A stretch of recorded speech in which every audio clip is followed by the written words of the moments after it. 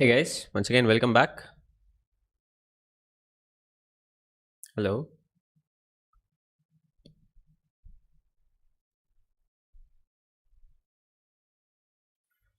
Hey guys, once again, welcome back to the goanchesstrio, and this is Anurag. Again, we'll continue our Middlegame series. And hello, Romer. Yeah, we'll be doing that in the near future. Right now, we're doing the Middlegame series, but in the near future, we'll definitely play against our subscribers too and analyzing their games. Yes, we'll be doing that. Let me just.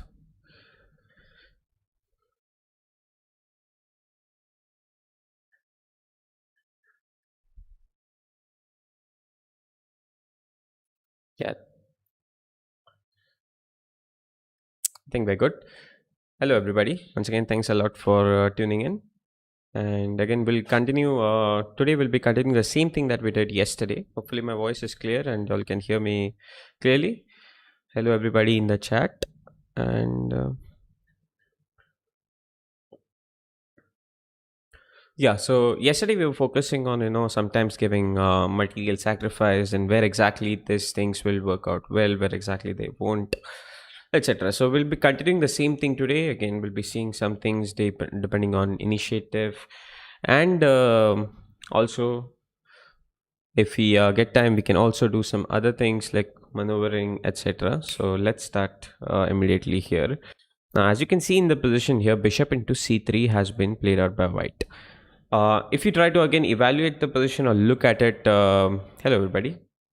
If you try to evaluate the position and look at it, your bishop on g7, let's say we can consider this to be a bad bishop because it's not really doing something immediately. But the bishop on b7 actually is not behind pawns, your own pawns, but these pawns are blocking its play. So there are a few things that should come to to black's mind. There are two three ways to look at this position. You can try to improve the positioning of your pieces, try to exchange white's active pieces or your opponent's active pieces. Yeah, I think all good. Everybody can hear me. White's active pieces, or you can look for something which black did in the game, which is try to take the initiative, because at the moment white doesn't really have initiative, black doesn't really have initiative, black doesn't really have space, and it is white who's going to decide what he wants to do.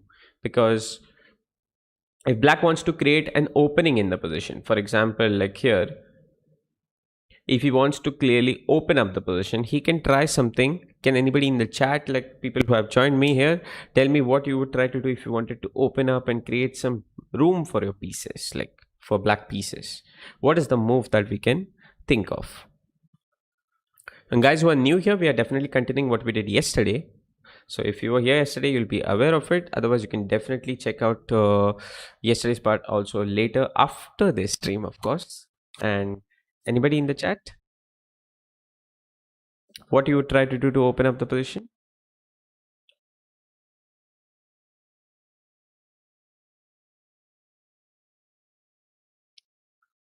Oh, Brajesh is on his way directly. He wants to sacrifice the material straight away with bishop into d5. Okay, that is the next thing. Bishop d5, knight d5. You can definitely sacrifice material on d5 here. See, we are doing material sacrifice. Doesn't mean that you need to always sacrifice knight into d5. You have to also first look at the simple moves that you can do. For example, like Amay says, a4. You can try to open up the position with a4. This is one way to play. But the problem with this is, before we go with it, the problem with this is, like, I'll just highlight one thing. Let's say I play queen d1, or let's say I play rook b1. Eventually, you will be capturing here, and after rook into b3, white does end up with an extra pass pawn there. I think it would be better to go this way and try to improve the queen's positioning. Again, maneuvering, improving your pieces. The queen was not doing anything on e2. You can try to take it to b3 and later use this pawn to push with a4, a5. You're trying to open up the position as black, but in the process, even white is getting something on the board. The second thing you look at is try to exchange some active pieces or try to maneuver your pieces which are not doing anything to better squares. For example, the bishop on g7. I said it is a bad bishop and it's not really doing anything. You can put it to good use. Now, how would you put it to good use?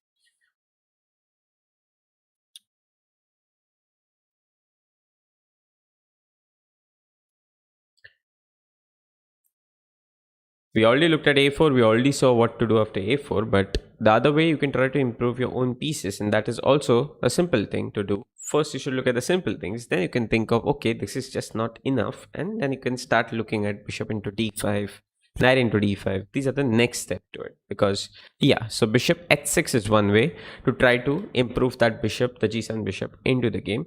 Similarly, bishop c8, right? See, that is not really doing anything improve, like it's not improving your position too much, because if you want to exchange the bishop on d7, might as well do it somewhere else. Like you can do queen c8, bishop a6. That's also one more way you can try to get rid of it. But I think it is safe to say that maybe our bishop on g7 is badly placed compared to the bishop on b7. So it would be good to try something like this, put pressure, if possible, exchange this bishop, and then maybe you have a less, like let's say white casually plays bishop d2. That is helping us because we have got rid of a bad bishop and you have got rid of his good bishop. So that's a good improvement for us. That is one more thing. The third thing is like any piece which is not doing anything on the moment. Somebody had said f5 earlier. Yes, you can look at f5, but your pieces are not really well placed to get f5 going in this position. Like you don't have any support, and you don't want to allow opening, and like it's the next idea. You can definitely look at it, but I can definitely see that knight e8 and knight c7 can try to attack this bishop, try to push this bishop behind, and then bishop a6, and you can get rid of that bishop, trying to improve your knight's positioning. That is also a plan here. Knight d7 and f5c, it's like a little bit too rash. Like when you're playing your moves out, you should also see what he can do. Like let's say when let's just say I play some waste move here and you play f5. Now ef5 is also something that you have to calculate. I mean, it's not easy. And secondly, something like this also can be a little bit of a problem because you've created a hole on e6. You don't want to you don't want to create holes and allow white pieces to completely dominate you. So that is also another drawback. Another thing I can see is, like, suppose I play, like, say I'm smart as white. Okay, I'm smart. I see that ef5 knight d5 is coming with an attack on the bishop, and you're also going here. Automatically I see that threat, and what I do is I just move my bishop back, just assuming that you'll be playing f5 anyways. And after this, I don't have to worry about saving my bishop. I can directly go ahead and capture the pawn, and I can try to improve my position. Once again, hello to the people who have joined in new. Thanks a lot for tuning in. Glad to see you here, Atul. Good to see you in the chat. And h into g6, and then you have some weaknesses here. His pieces are, I think, better placed for any sort of attacking ideas, any sort of exploitation of this weak king. Your pieces are just not rightly placed for this f5 maneuver. Then comes the time when you look for, like, let's say you're playing for initiative, you're looking for counterplay, and this is where this move which black played in the game comes into perspective, and that is some material sacrifice to take the initiative. And black played knight into d5. Now somebody said bishop into d5. See, if you're going to play knight into d5, you're going to improve this knight is not doing anything on b6. You can try to improve, sacrifice the material, and try to gain some initiative, open up lines. But when you do that, you're sacrificing a piece or you're sacrificing a pawn. You have to be a little bit fast. Before we go with that, making the choice also, right? Like bishop d5, like maybe your bishop could be useful, right? Once I open up with knight into d5 here, you can see that I am opening up my diagonal, and my bishop can be put to good use. For example, after knight f4, I do have some strong attacking possibilities, and my bishop is coming to use. Now let's look at the same thing with my bishop if I give it away. So where is my knight going? Like, it's not going anywhere. It's not doing anything there. Glad to know that, Atul. And yes, hello everybody. Glad to know that, like, sacrifice is good, but you have to also use sacrifice the right piece, and probably sacrificing a bishop is probably not the best of ideas in here, because a knight on b6 is not doing a good thing. Like, if you're going to open up the position, what did we do in the initial stages? We realized which pieces are better in the open position. It's the bishops or the knights. It's definitely the bishop. So you're not going to sacrifice your bishop, but rather knight into d5, knight e5. I don't know knight e5, like. Oh, you want to sacrifice your knight here? Yes, that is also be good. But what happens when you take knight into e4 is you're also helping white's piece, right? Like, right sacrifice is also important. Yes, you're helping white's piece also to improve to a better square in the process. So I think it's safe to say that this capture would be much better because you're not allowing white's piece also to come to e4, right? That's a much better square there. So this is a better sacrifice. Now, is this the best according to engine? Also, we are not concerned. We are looking at it from our perspective where exactly what will happen next. So how to take the initiative is also important. For example, bishop b2. Now black could have gone knight f4 also, immediately put pressure there, but black played this move, queen b6. Attack, keeping some pressure here, again improving and maneuvering your pieces to better squares, opening up more threats. You don't need to always go directly and rush into your ideas. Queen b6 is not the best move actually. Knight f4 is supposedly better, but according to engine. But let's see what his idea was. He's opening up more possibilities. Like he has opened up a lot of tactical things. Example, black does this, knight f4, suddenly he has to worry about this, he has to worry about this, and you can even destroy his position even further. 2 pawns, like that a piece is equivalent to 3 pawns. You have got 2 pawns already. When we captured here, we have one d5, we have 2 pawns here, right?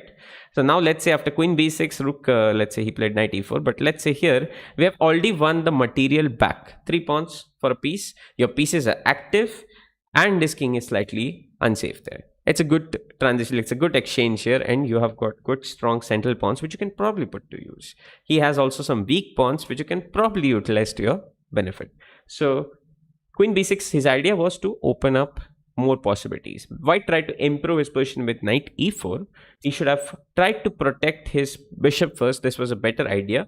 After knight f4, you can do something like queen e3, let's say. I'm just giving this queen e3. There is no knight h3, and when you capture bishop f3, queen f3, there is nothing wrong. The bishop on b5 is protected. That should have been White's approach, but he went to improve his pieces. It led to knight c7. Again, this is not the most accurate moves, guys.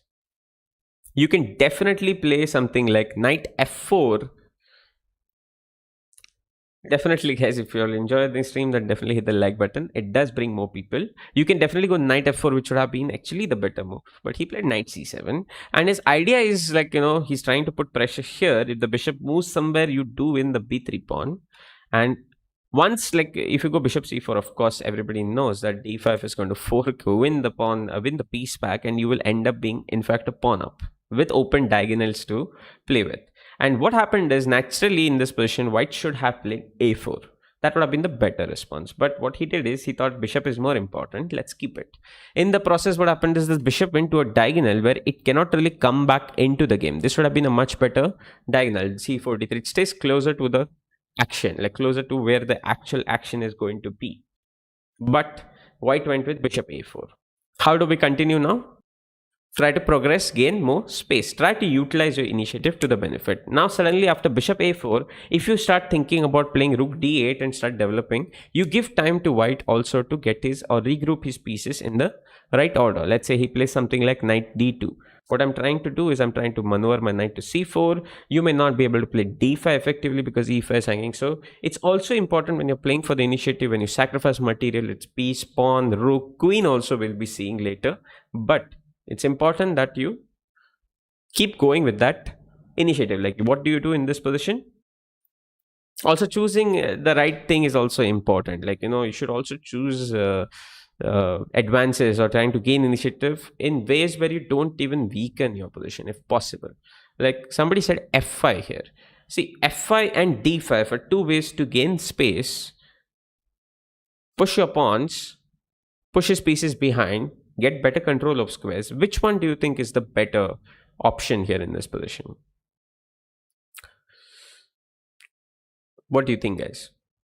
Nightbot is about Samir. He's well, he's not getting in the way, I hope.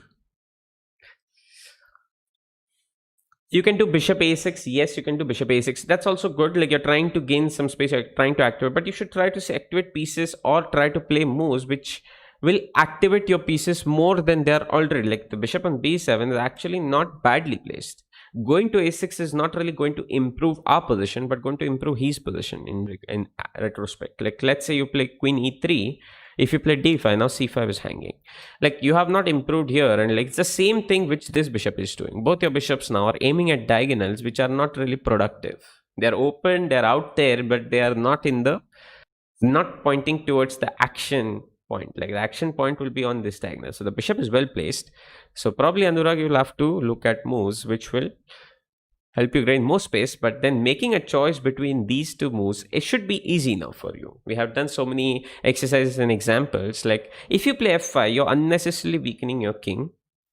f5, like d5 is possible, right? Like you would do f5 in situations, let's say rook c1, your pawn is under attack, you could think of playing f5 and trying to open up. But here that's not the case. You can play d5. So it's easy that if you push central pawns, you will gain control over more squares. Easy. Your pawns are controlling all these important squares, and they're also aiming at pushing forward, creating more space for your pieces, and also making it much easier without weakening your king. Okay, without weakening your king, making it much easier to get more and more squares and possibilities. Black played knight e d2 again to gain space.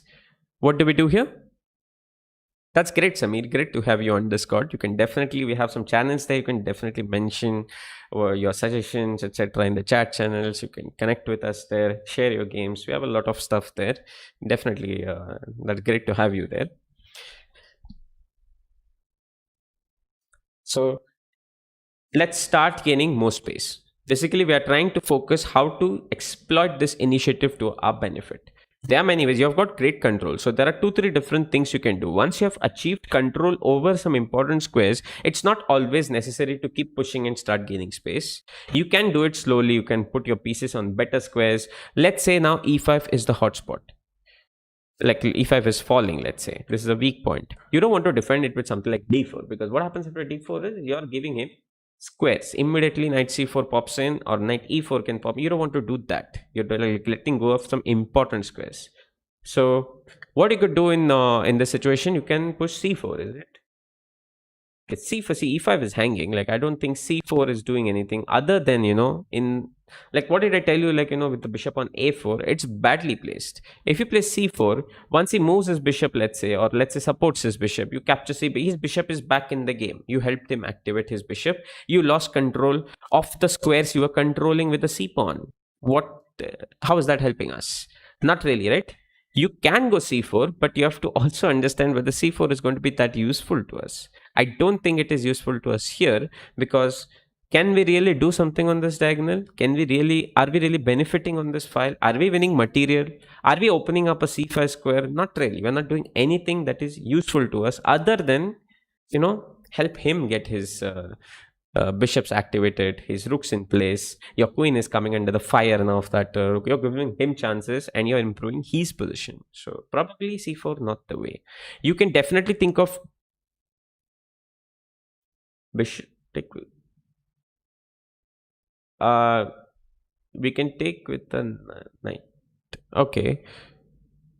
Which move are you talking about, taking on e5? Well, I think you're talking about taking on e5, right? But what we can do is we can definitely push e4, because there at least we're not letting go of squares. Like c5 is still there controlling the d4 square. D5 pawn is still there controlling the c4 square. So it's okay to play e4. The other thing that you could do in this position is try f6 also. Now this looks bad to do. It's not a good idea sometimes to, unnecessarily weaken diagonals. But the point is that white is not able to activate his bishop into the best square immediately. And one more thing, when you're playing for initiative, you should try to prevent exchanges of pieces. So if I play something like e4, sometimes I can allow the exchange of the pieces. We will see this is what he played in the game, because he felt like, giving the space immediately is the better idea. And it is indeed, but I'm just giving you an idea. Like if I play f6, I can activate my bishop by h6. Remember, we did that earlier. Activate the bishop there. And then you can also think of pushing your pawns without allowing too many exchanges of pieces. That also could have been an idea in this position. When you're going for initiative, you're sacrifice material, it's important that you don't exchange too many pieces. Otherwise, you will start going into minus positions. Like let's say I play casually f6 and he plays rook b1 and I play knight e6. Okay. Now this is trying to improve in the position. But if my opponent plays queen b5, what would you do in this position? Can people in the chat tell me what they would do?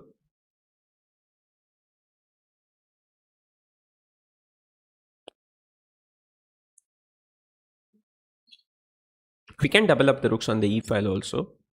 We will see that in a moment. But here at the moment, what do you think you would do after queen b5? Where would you place, or do you think you should exchange the queens here? Also, if you don't want to exchange the queens, where do you think the queen should go?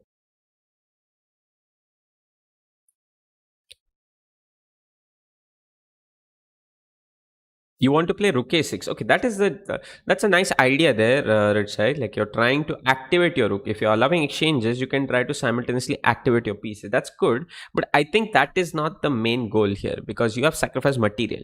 This would be good if the position was equal. Then okay, like you can go for rook a6. This is a nice thing. Okay, instead of activating his piece, I think what white Red Side said is like, you activate your own piece. This allows the bishop to get to the proper diagonal, the safety diagonal, or the better diagonal. It comes back into the game is what we understand here. Whereas rook a6 still keeps him out of the game and tries to activate your own rook. But I think that is not the main thing or the best thing to do because you are materially down, you have sacrificed a piece, you want more and more pieces. Now the next thing is trying to place your queen also. You're trying to move your queen. We have all understood exchanging is not good. Pawn structure is good, I completely agree, but still I think it is a better idea to keep the queens on the board. And the next step to take into account is where exactly should I place my queen if I don't want to exchange. There are numerous squares. c7, a7. There are a few different squares the queen can go to, and how do we make this choice is also important. Think about what your opponent will try to do next. Like let's say you go queen c7. Do you think this is a good idea? I don't think it's the best of ideas in this position because let's say I come at a rook c1. Again, I should think about what my opponent will do, right? Finally, that's the main thing we're trying to understand. We're trying to see what your opponent can do. I play queen c7, rook c1. Again, it comes under the fire. Like, this is not really ideal. You don't want to put your queen on squares where it can again come into fire. Again, you might have to move it. That is not a good idea. So queen c7 is not the best square for the queen because you're again coming into this plan. And when you play e4, white will utilize this rook c1 move and you exploit this tactical resource. Now, don't get too excited about trapping this queen. Yes, you should be. You should be excited. Yesterday, I saw a game of Anish Giri where he trapped somebody's queen in the title Tuesday. But I think here it's safe to say that, queen c6 and the queen is escaping. So it's not getting trapped, but helps him exchange. Second square, queen d6. Like queen d8 is it's not the best square to go to if you feel like, you're trying to activate your pieces, you're trying to bring a rook into the game. Then maybe queen d8 is the last thing you would look at. Queen d6, if you go, right, again, the same thing can come into the play. Again, he's trying to activate his pieces. Again, you will run into e4. This is the reason you should put your queen on a square where it will not come under immediate X-ray. It will be useful in the long run and will not get in the way of your own pieces. For example, queen a7. Like now it looks odd like putting this queen, but what was the eventual goal? You're trying to gain space. Somewhere later your queen can easily come into the game. And this time you don't have to worry about knight d4 coming onto the board, right? Because there is no longer an X-ray. So the queen is defending the a5 pawn also, helping you like move the rook easily. At the moment, it's not the most ideal square, but in the long run, you know what the queen can do. It can easily, once the c pawn is off there, or let's say a few moves back later, let's say the queen goes back, you can easily bring the queen into the game. Of course, Atul, queen a7 is, of course, right. Queen c7, we know why exactly. I explained you why exactly queen a7 is something that I would not do. Queen c7, I mean, not queen a7, queen c7. Why I would go with this square. That is the way you try to figure out whether exchanges are good. Somebody said rook a6. That would be a good idea if you were not materially down. You're trying to activate your pieces, exchanging but activating your own pieces. And queen a7, choosing the bed square where it will not be caused any problem or it will not come under the fire immediately. So now we'll see the game. He played a4 and e4 in this position. He tried to gain space. Now white played bishop into g7. Clearly you cannot take e into f3. It would have been nice to do a double attack.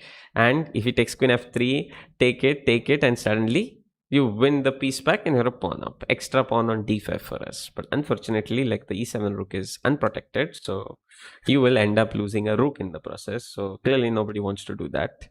In this bishop g7, you just capture king g7. The knight goes to h2. Now, the first thing is we're realizing that once we gain the initiative, we're pushing his pieces back and we're gaining more space. We had a pawn on d6, e5 at the start of the position, if you go. Now, suddenly, after that position has come on the board, where white has gone all the way, 1 minute. Where was it? White has gone all the way back. We see that we have gained a lot of space in the position. So that's a big improvement. Now it comes like, just because you have gained space doesn't mean that you can just keep pushing pawns and try to gain more and more space. This is a very common mistake. See, you should not let go of important squares and help your opponent improve. D4 and D3 will indeed gain more space, put more pawns in your opponent's camp, but I think that is not the best thing for us to do, because we're letting go of some important key crucial squares and helping your opponent get back into the game. What would you do in this position? Chat, what would you do in this? How would you continue as black here? Now it comes to regrouping or maneuvering your pieces into better places, trying to gain more space, but without allowing your get important squares. Rook. Definitely, guys, if you're new here, you can hit the like button and help us, bishop c6 good here. See, that's what did I tell you? Like, your bishop is on the hotspot diagonal. Is this bishop really annoying to you? Is there only one idea? Like, I understand why you're trying to play bishop c6, because you want to double up. Yes, you said that also. You want to double up. But see, you are trying, I just explained to you, you're having only 2 pawns. Okay, you're having more space. You're having 2 pawns though. Okay, it's not still equal to a piece. These are the 2 pawns that you have extra for the piece. But that's not enough, right? 2 pawns is anyways not equivalent to a piece. And what you're trying to do is restrict your opponent's piece activity. The bishop on a4 is badly placed. You're helping him exchange there with bishop c6 only based on one idea, which is this, rook coming to e8. You should try to see if there is a better way to achieve the same thing. Like, I'm just showing you this as an example here. I'll show you what you can do as black if you want to double up the rooks but not exchange the pieces. Now, I just show you this. This is not the best move or not the thing that he played in the game. But let's say I move my queen out of the way, okay? Not the best move, but I'm just playing it out. Let's say he doubles up. I can do rook a6 and I can bring the rook back into the game. I'm trying a rook lift into the game. I'm doubling up, but I'm also not exchanging his bad bishop in the process. This is the way you try to improve your own plans. This is by trying to improve your own plans, your own position. You can try to find a better way without exchanging pieces, because you have to first understand materially you're down. You're playing for initiative and exchanges are not the correct way. This way you can try to improve. But secondly, people in the chat have already said rook e8 will be a blunder, Srinivaslu. Like, the bishop is eyeing there on e8. You don't want to sacrifice pieces. Knight e6 and knight d4, knight f4. You have got another improvement. You have improved another piece which is lacking. Knight on c7, not doing anything. Let's get it back in the game. He played exactly this way. Now, let's say you want to restrict your opponent's pieces and you want to gain space.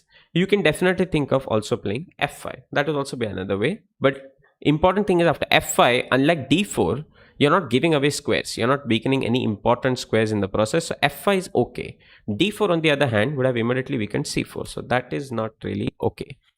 Knight e6 was played though. This is more natural. Rook came to c1 and black played f5 for move later. So we see what is happening. Eventually he played f5. Now you would say, like, some people will complain, okay, the king is very weak. But we should see which pieces will be relevant to attacking this king. It's weak, I understand. It's weak on that diagonal. But which piece is missing for white? Which piece would be really important for white in this position? That also should be at the back of your mind. What do you think, chat? Can you answer my question? Which piece do you think would be important to white in this position if my king on g7 was to be exploited? Yeah, it will come over time, Batu. Thanks, Anurag. It will come over time, solving tactics quickly. Like, once I realize all these patterns, for me to make a choice is easy. You don't always get tactics on the board. You have to make them also happen. When you solve online, you solve all those puzzles. You're trying to you're trying to solve different patterns so that you try to increase your speed in the game, so that you don't miss those patterns on the board. Here also, like, say what I told you about bishop c6, exchanging piece. These are small patterns, small things which help you become better. You will not do the same mistake on the board. You will try to improve your pieces which are badly placed. And also, somebody said rook a e8 in this game. Like, see, that is not really good. You should try to improve there. Automatically your tactics also will improve. Your understanding will also improve, your tactics also will improve. So focus, coming back to this now. Dark square bishop, exactly, and that's missing in the game, right? Dark square bishop is the most relevant piece. If white had a dark square bishop, you would not want to play f5 in this position. You would not want to weaken your king even further. You would want to maybe keep your pawn on f6. if there was a dark square bishop on b2 there. But fortunately, it's missing. He has a light square bishop, which is not very ideal. So f5 is okay in this. That's the way you make a choice. Similarly, the queen can also be a problem. But if you think about his queen, you can think about your queen also, like, coming to f6. You can see that it's only a sole queen. His knights also are not really able to jump because the squares are covered. We're covering this important square. So the knights are not able to come and generate a strong attack. Similarly, his bishop is not able to come back into the game and to generate a strong attack or so. So f5 is completely fine. White, red, f3. And this is the way you should play if you're white also. You try to open up the position and your pieces can be utilized. Once you open up, you can utilize your pieces. The more the position is closed, the more the pawns will be useful to control some important squares. Like your pawns are very strong here and you're controlling a lot of squares. It's hardly anything that white can do. So he's trying to create an opening. For example, if black plays clumsily here with rook d8, f into e4, if you play d into e4, white captures the c4 square. If you play here, I told you a while back, your king can be a little weak and he will need his pieces. The knight is coming back into the game and maybe somewhere there will be some tactics coming into game. Or maybe there will be tactics coming on the f that could be utilized by white in this position. But he's trying to open up the position and utilize his pieces effectively. So in the process, he forgot about something that black can also do. Time to find out what black did in this game here. Black to play. What do you think he did? This bishop is a bit of a problem. Let me remove all these arrows. The bishop is a bit of a problem and you can now try to exploit that. So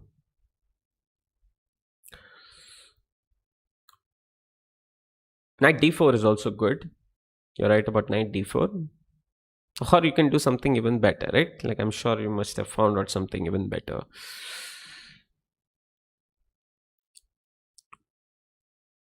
Yes, of course. Somebody said knight f4, yes. Definitely knight f4 and knight d3 and you have a tactic coming here. You should see that immediately. Black did not play this in the game, but it's the simplest way you can play out in the game. He thought of something that white also has something in this position. Okay, it's not like knight f4 is the end of the story. White has something and that is queen b5. So we were thinking about queen b5. You left c5 pawn unprotected. Now what has happened is he gets the chance to try to exchange his queens, and if you do this, suddenly the bishop is activated and it's preventing the d3 square. So knight can no longer go there. Knight can no longer go there because the bishop on b5 is covering the d3 square.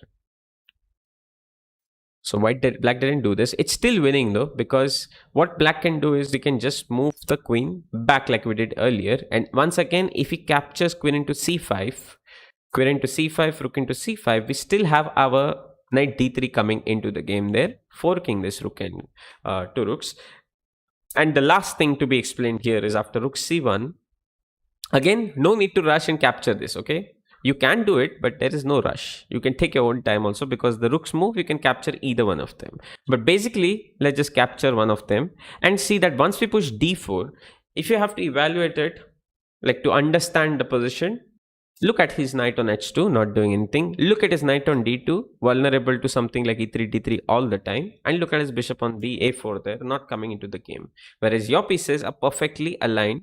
Your bishop is in the game. The rook is going to join the party soon here. And these two pawns are going to be crashing into white's camp here. So black is completely better. Although white has knight. He has knight and two knights for, let me just do this. Two knights for rook and one pawn. Basically, if you consider this is an extra pawn, right? So if you consider this for this, you can see one pawn. But positionally speaking, these two knights are not really enough because this position is open.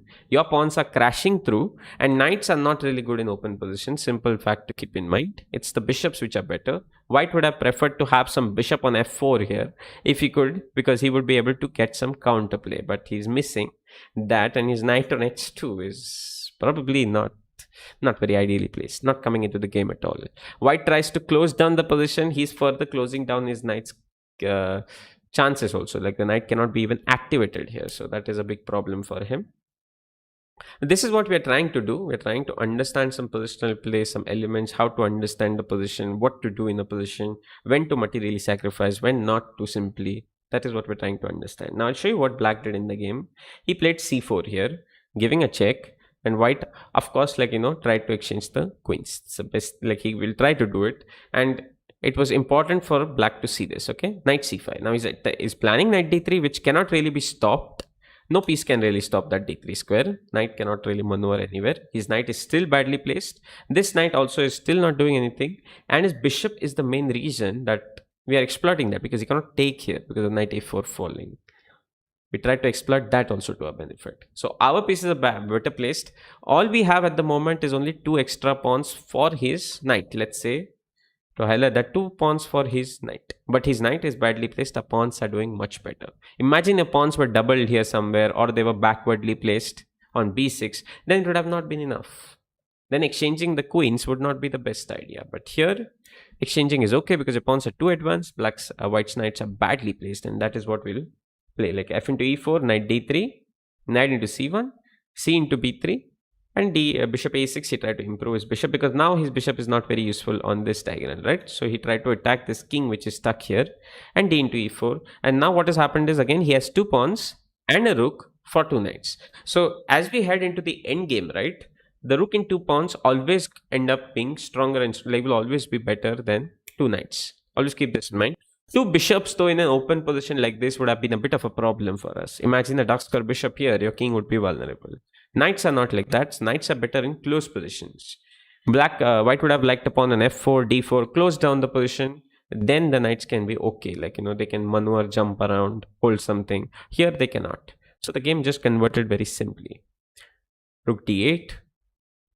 Again, we are heading to the position where the rook will always be better than the 2 knights. Remember this, guys. And rook can sometimes even better just compared to the 2 knights. And here we have 2 extra pawns to play with. So it's just too much. Rook plus 2 pawns is anyway 7, and 2 knights are 6. But okay, keeping that aside, the position at the moment is too open for the knights to deal with it. So rook d3, rook c3, nice way to put a pin. This rook is not going to, the knight cannot move now, activate. The other knight started coming. Rook c2 was played. King here. What would you do for knight d2, guys? Can anybody tell me?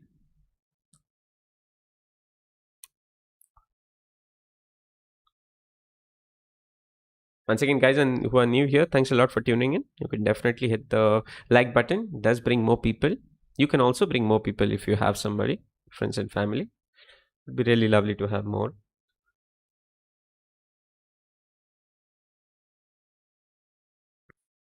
Yeah, you can do rook d7, but you can do something even better.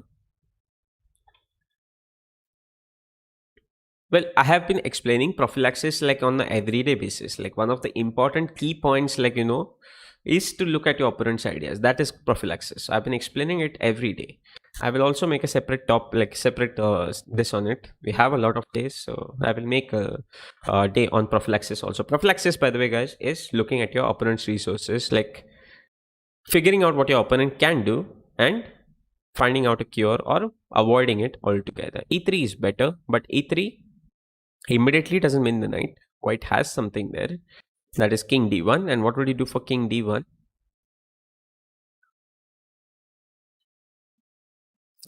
Rook d7 also is good.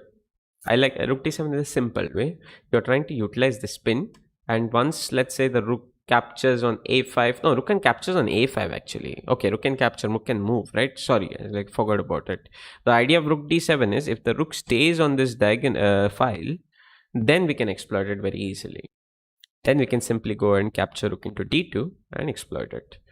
But we forgot that the knights are protecting each other and the rook can capture. So that's unnecessary. It's faster to play e3, and after king d1, we simply have e2. Exactly. e2 is the move. You're queening here, so you have to not forget that. King into c2 is e1 queen.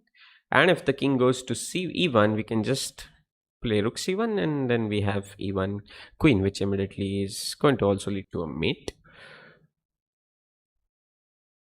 So rook c2, we played king e1, and then black played e3, utilizing this pin. So white cannot capture, you just capture e3, and then capture c5, immediately winning. And white played rook e5 to exchange. Once again, white is anyways lost. He's trying his best, but what is important to understand is the rook will always be better as we progress towards the end game, especially in an open position. A rook is always better than the two knights, and here we have two extra. Let's put it in green, right? Two extra pawns to support idea. Like, maybe you will win the third pawn also, but maybe after defending f4, you can also win this pawn. But basically, it's like the rook will always be better. He will dominate, and the knight on f1 is not even coming easily into the game. e2, f into g3, and some tactical ideas used here finally to finish this game. You could have also like played g5 and kept a solid structure, still winning.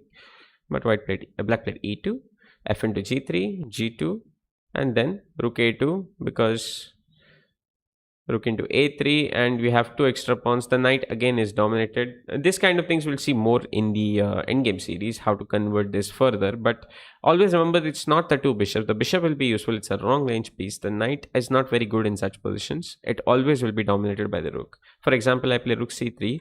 This knight and this knight cannot really immediately join in. This pawn is progressing very nicely. We'll do more of these positions in the endgame series, but you got the point I'm trying to explain. And rook d1 and rook h1, like I'm sure many things will work here. Once you get the rook and this, it will always be winning. Let's move on to the next position, guys. Yeah, here black, this is like a little bit interesting here. Again, black is black is having the two bishops. He's having the two bishops, but there is an important or two three important threats that are happening in this position for black to worry about.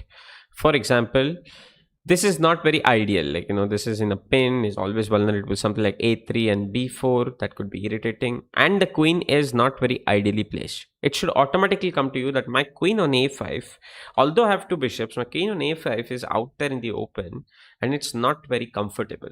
Should be at the back of your mind. Because if you think about it, what will you do if I play something like bishop e6 here, guys? Yes, he's definitely doing a very excellent work on the endgame series at the moment.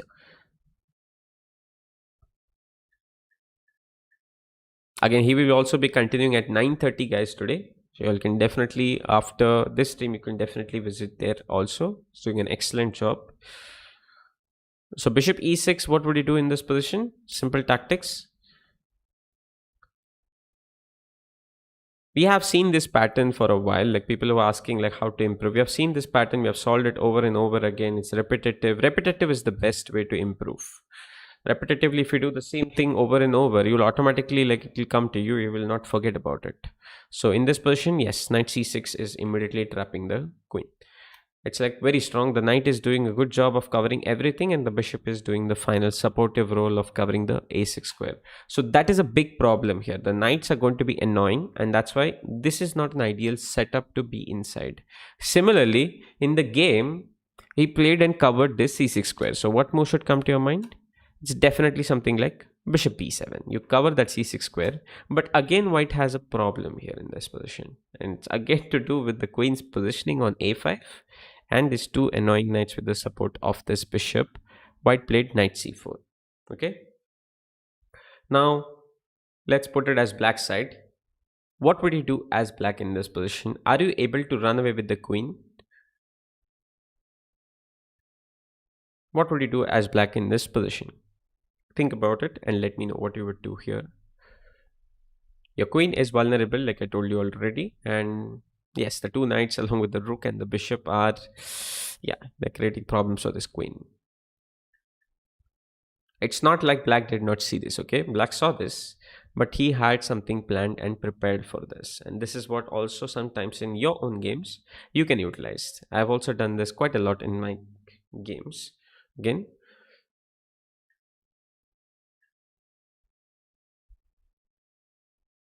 what would you do as black here?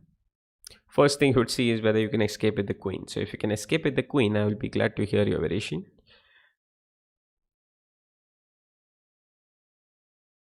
Okay, so you're saying queen a6 and trying to escape with the queen. It's not really working. Queen c3, bishop d5. Okay, many people are saying queen c3, bishop d5. Yes. It's possible to play queen c3, bishop d5, but first you should see whether you can escape with the queen. Finally, you have the pair of bishops. You're not materially down. Development also wise, like it's not like white is completely leading in development. His pieces are still not out there. But if you look at queen a6, you're thinking of b5. You're thinking of an extra move ahead. And this is where prophylaxis, like thinking about your opponent's ideas, is also important, right? What will you do for knight d6? Suddenly, after knight d6, your queen cannot really go back to a5. Simple piece down here. That's not the way to play, right? You will just end up in a piece down position. If you play b5 also, I think it's safe to say that you will be losing some material, either with like, bishop b5 and then knight b7. You're at least losing a pawn. And I don't think you have more, like let's say you don't have more than enough. Even here, if I take the second pawn, I don't think, okay, maybe I'm missing out on bishop c3. Sorry, the rook is also hanging here. My bad. I can play something like knight c4, for example. I can attack your queen. Your knight is also hanging here. And suddenly after queen c5, like, you're a piece down, you're a pawn down, and you're probably losing. So in that situation, you have to look for counterplay, or you look for the way you can fight for some initiative. Yeah, rook c5, like I think it's everything is losing. So queen a6 is just not enough. Now you can do a fight for initiative by, sacrificing your queen and sacrificing your knight, and then you win the pawn. So you still have rook and bishop for his queen. Now, is that ideal? Not really. Always, most likely the queen will always be stronger.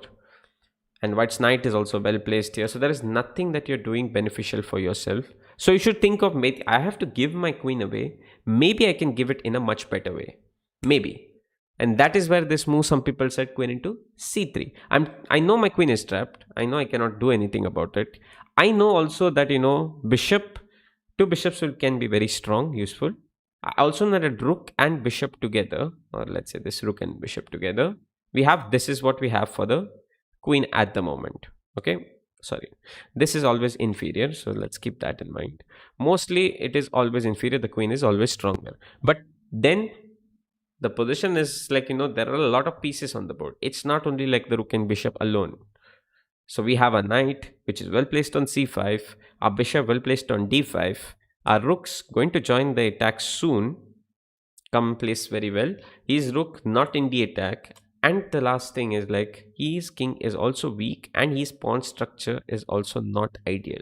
So if you go and compare everything, all our pieces are actually well placed. They're going to join in very soon, and it's only his queen which is like, the benefit. That's the only factor which is good for him. So if you go to see, suddenly maybe white is not losing here. White is definitely not losing. He can still play well and hold this, but it is difficult. And you have more than enough counterplay. You have initiative. So this is what happened in the game, queen into c3. Let's see how to continue. White closed down this diagonal with knight e5, placing his knight also on a better square. Clearly, you don't want to go and immediately play bishop into e5. Nobody will play that, hopefully. You should not give your bishop away immediately. He has also locked down any idea with knight a4. The pawn is now protected by the queen. And he will also push c4. So let's see how he played. Rook a c8. Black doesn't have anything immediately. Like in the previous game, black had something to do immediately. The material was a piece finally. Here it is rook and bishop for the queen. And what he's trying to do is just get his pieces in the better squares, align them, and then see what happens. White played h4. What does white do? White realizes that if he tries to go for normal development, he's losing a pawn first. After a few developmental moves, black is not really getting anything. White may have more ideas of his own, like knight a4. Similarly, there will be some tactical resources that can come. You are losing a pawn on g2. There is a lot of problem here. So white decides like, okay, I need to do something quickly. I need to go for initiative, and I play h4 here. Now, if black plays h5, what happens is he gives him the chance of either playing here or immediately destroy. So his queen will be useful. Queen and his bishops, etc. will be useful. His rooks in open files, we know that. And if the king is pretty weak, if you do this, then maybe rook h3, rook g3, he might be able to align his pieces into the position immediately and generate a very strong attack very fast here. So black tries to do something which is going for the initiative, trying to keep his pieces or trying to get some space, and in the process also like do something quickly here. Try to take something quickly. So now this is a little difficult, so I will show you which move he played. something that you would not want to unnecessarily play on the board. Okay, like for example, if you play knight a4 c4, that doesn't do much. He continues, he carries on. You might win a pawn, but we know which pieces are important. This pawn is not really worth it. My knight is not even there. The center of action is here. I will probably get mated, or I will probably lose material. For example, can anybody in the chat tell me what they would do here? There are many ways white can win. One of those ways would be good enough. Guys in the chat, you can let me know what you all think. No worries, RK. I've definitely not missed anything much. And you can definitely check the word later. It's all good.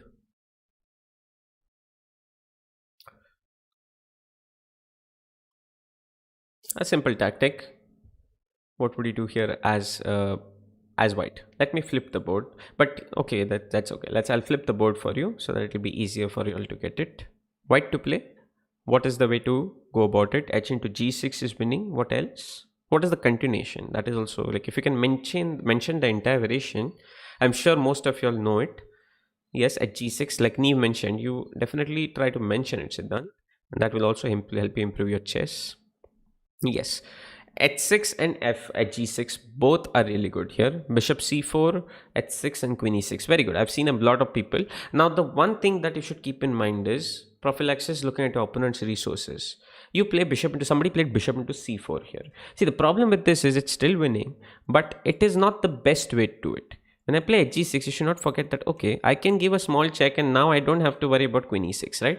You are still winning. You're still winning with queen e7. You are still having double attack. Beautiful. It's still a mate. You're winning. But best way to do it is also important. So just improve your mod. All you need to do is just change the way you play it out first. At g6 first. He cannot take here. You have a mate. You can also do it with the rook. And if he takes with fg6, you come with a check. He captures. Now he doesn't have time for the check, right? Small change improved it quite a lot. Queen e6 and you just win the rook without complicating things and without going into any problems. Second, h6. That is also quite good. Once again, after f6, you have bishop c4 and queen e6 and you have a mate. Sorry, you have a win here. Then you can think of mating ideas also. You have a mate also there. But again, if you had done this first, then unnecessarily you could allow rook b4 check. That's it. It's not really the most important thing in this position, but it could be a big factor in some other game of yours or some other position that you play, because you just missed out on one simple silly thing like rook b4 check. Now here I will just show you. You can just go h6, bishop c4, queen e6, queen e7. If the rook goes, you have queen g7. This is all extra. You can always do it in your game. If you have time, you can figure out. You know that queen c4, this is all you need to figure out. Queen c4, I'm winning. That's it. Then I can think of, getting creative. I play here. I will just finish the game immediately. That's secondary. I support here. I just mate him. These are all extra things you can always do if you have extra time on the clock. So this is clearly not the way to continue. You don't want to give your important bishop away, and you don't want to do it like this. Your knight in a4 out of the game, not towards the action. So what Black did here is he played f6. Now he was trying to for initiative. He kept some important points here, but he realized this knight on e5 is annoying. This idea is much more problematic and I need to go do something quickly. For example, now if the knight goes back to f3, I have pushed it back. I have taken care of this important thing, and now I can even, like, if I think about it, I can even play h5 stopping it, because his knight is pushed back. My knight can join the party immediately with knight e4, and g4 at least is not coming immediately. Does create weaknesses, but I mean, you're playing an imbalanced position. You will have to sometimes play things like this. It doesn't look very nice to do it, but you will have to sometimes do it like in this position. Now, let's say in this game, white played bishop c4. It's a good way to try to, get rid of. These bishops can always be annoying. Like you're playing against two bishops, right? A good thing to remember, get rid of one of them. Your opponent's ideas will reduce drastically. Like, you're most welcome, Rama. Like, I'm glad to be here. I'm glad that I'm having a beautiful chat here who is very responsive and you're enjoying the lesson. So if you play bishop c4, like you're trying to exchange one pair of light square bishop, one pair of bishop basically. You're exchanging the light square bishop because black has probably made it a little bit worse here behind this f6 pawn. And white thinks, okay, he can do this. Bishop c4 and exchange. Now black played a very nice move here. And I want you to think and tell me, what do you think black did in this position? We know that if you can capture bishop c4, knight c4, but what is happening is that white still has h5. White has got rid of your dark square bishop. And once again, don't forget that you are having bishop and rook for the queen. That's it, okay? That's it. You don't even have an extra one pawn. So probably you have to look at ways, you have to look at those small things. White is definitely better in this position. He is playing correctly also, but he missed out one thing black could have done here. And black used that small resource and improved his position, or tried to improve his position drastically. I want you to give it a thought and tell me what you think black did here. One small change helped him gain a lot of space and a lot of opportunities, and the things we did yesterday, open files, diagonals, etc. And that is what we see here. So although black was worse, white got fe5, bishop t5, e6, ef4. Yes, that is also possible. That's also possible. It's like fe5 and that. Rook f d8. Yes, but black did it in a much better way. Rook f d8 is also good, guys. So again, you're exchanging the pieces. This one thing I had explained in the previous position. Exchanging the pieces, but rather than helping your opponent improve, you're trying to improve your own rook to a better square. That would be a good idea. Nice, Siddhant. You're trying to improve your own rook to an open file. You're trying to get more ideas, try to mate that king there. Very nice. You're trying to improve your own positioning. But then it comes to like also thinking about whether this is the best way to play, or can I do even better. Bishop f7 is not really, sorry, bishop f7 is not really a good move, Anurag. Like you cannot do that. He's having knight and bishop aiming there. You will lose material, and it's not helping us improve a single piece. Like even if like, you know, here, what is the point of bishop f7? Are you trying to bring your king into the game, into the center where he has his queen aiming and trying to mate you? I don't think that is the best of ideas. That should not be the focus. That should be when you're almost close to losing and you're giving your best fight to your opponent. You're trying to hold the position, you're trying to defend. Then, okay, you're trying to bring the king somewhere. I'm trying to hold everything. Okay, then bishop f7 is fine. Here, I don't think so. Rook f d8 is one thing to improve. Somebody said f into e5. That is also interesting. That is also possible. e6, let's say the bishop goes back maybe to b3, and e into f4. You win a pawn. Again, you're having opposite color bishop. This is also a good way if you're trying to attack. It's better to have the bishop of the opposite color. Your king can hide safely behind here on h8, and you can create possibilities. This also was good, by the way, guys. Yeah, I think this was also quite good. Who said it? Like fe6, fe5 was also okay. Like it was good. But black did something else, and that was the focus. He played e6 here. Now white cannot move the knight. He's losing the bishop. So this is an interesting way to improve your own position and get more squares. That is all we are focusing on. How to get that initiative, or how to improve your own positioning. For example, after bishop d5, e into d5 is what he played, and then knight e4. He gained some squares for his pieces. I like your fe5 move though. Okay, like whoever said fe5 is also even better. Like it's even better because I get more attacking potential on this c3 point. I like this move even more, actually. To be honest, I like this even more because I don't exchange. Like once I have a dark square bishop, right, and a knight here, it cannot never be gotten rid of. This is the important point. Like it can never be gotten rid of because after bishop e6, I can do king h8, and like there is nothing that can get rid of my two strong pieces here. And the second thing is, nobody can ever challenge my dark square bishop. So there is no way black can force an exchange of this dark square bishop. He can offer me a rook also in my face here on d4. Imagine that rook comes and offers me action. I can deny it. I can decline it. So I do get some chances. I like this move actually. It's even maybe better. But e into d5 was played in the game, just opening up the squares. Just opening up, just improving his position just minutely. Knight e4, and suddenly he has pushed his knight on the back foot, and again the position is imbalanced. If white plays correctly, he might go on to win. He might hold a draw, but white went wrong very quickly here. He went for the offense. He played rook e8, small threat, and that's what I was saying. e6, e5 allowed us to utilize our rooks on the open file, the best the rooks can do. Knight on an outpost, the best the knights can do, and this bishop will probably maybe soon join in. We'll see how he joins in. Queen d3. Don't get too excited about knight f2, queen into d5, and you will have to resign soon. That's not good. That's not really good. But knight into c3, king b2, and then he played rook e4.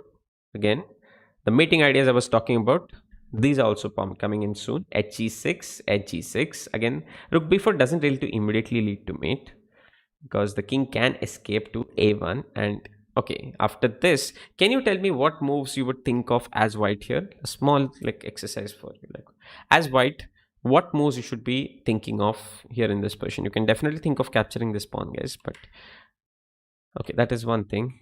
You can definitely go and capture the pawn. But if you think about his bishop being activated and going to be an annoyance for you, what move would you think of?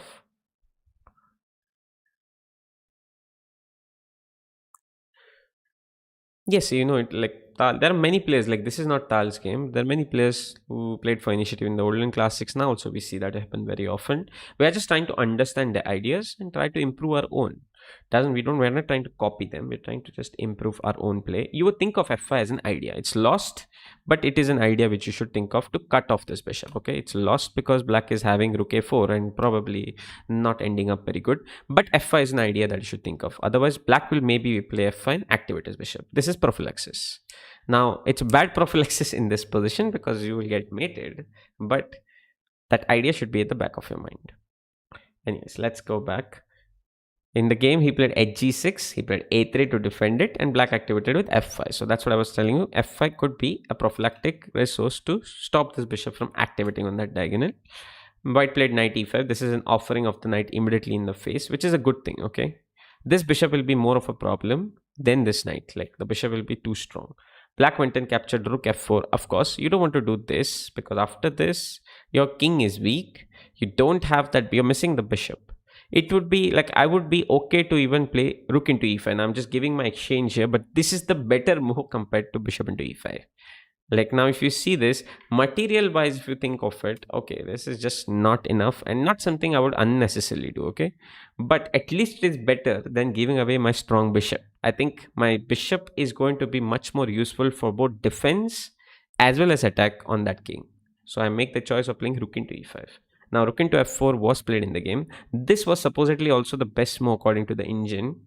I think it was the best move because I kept it here. It was the best move according to engine to play rook into e5. Very difficult to understand what is happening because if you look at it, white is queen up. And at first glance, the king is not getting mated. You would not be able to understand what is happening. But black has some strong resources with his knight. And black has some strong, perpetual ideas. The king cannot escape anywhere. All squares covered. King comes, I come back. I'm offering a draw, I'm okay. King comes here, I'm offering a mating idea, I'm okay. I do this, I'm offering my rook a mating ideas with the support of this bishop. The bishop is doing a very good job. Suddenly I have some ideas of my own. But okay, this is not what happened in the game. He played rook into f4. White played knight into g6. Black just got it back. White is definitely better and winning. Okay, white is winning here, but he played a mistake soon, which we'll see. Rook c5 with the idea of this. G4 was the aggressive mistake. Like he just underestimated white's attack here, and it's difficult. Like it's we're not engines again. It's difficult to find out the best move for white here because this is a big problem. If the king tries to be too passive like you would, then I mean I have knight e2. I can regroup my knight. I can play rook d4 and probably do this. I can play knight d4 and put pressure here. It's not so easy to play from white side. White played g4, mistake. Black played rook c5 with ideas to, generate some mating nets here. Black played king c1 trying to escape, and white played king c1. Black just coolly captured f into g4. No rush. G4 was a desperate attempt. Maybe he was down on time. We don't know, but it's not enough. Now the knight went back. What would you do in this position? Can you find out a simple plan here for black?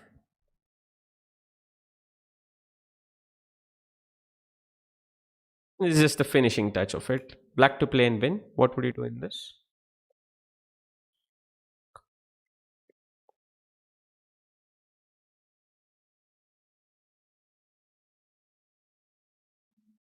We have done all this hard work. We have kept him going. We have kept that initiative. We tried our best. Finally, white has played it badly. We have got this position. White should now. All you have to do is just convert it. Find the best way. Actually, I'm sure some people have said bishop at 6. Maybe that is also winning. Don't have bishop at 6 here, but it's also winning. But what's the simplest way you can win? How much is the material? You should see that. Accordingly, you will find the simplest way. Then you can think of all the complicated ways to win. Like this is 4 pawns against 2. Simple thing to keep in mind. You're 2 pawns up, so probably some exchanges should be good. Bishop h6 is what you mean, Balankal. Yes, but he's playing king b2. You're not immediately winning. There maybe there's some complicated way, but first you should see the simplest way. Then you can think of all the complicated ideas.